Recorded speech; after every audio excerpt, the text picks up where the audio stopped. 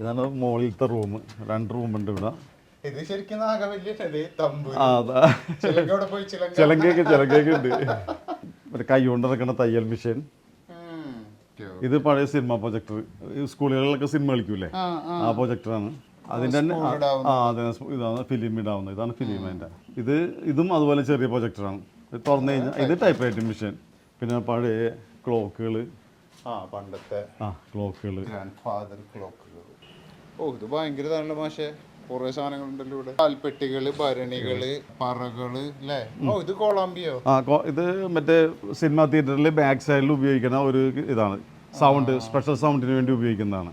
ഇത് നമ്മുടെ കാറിന്റെ മുകളിലൊക്കെ വെച്ചിട്ട് പണ്ടത്തെ ഇത് പഴയ ടി വി, പറകള്. ഇത് തൈര് കറിയണത്. അവിടെ കുടം വെച്ചിട്ട് ഇമ്മ കയറിട്ട് വലിക്കും, വലിയ അധികം കടയാനായിട്ടേ.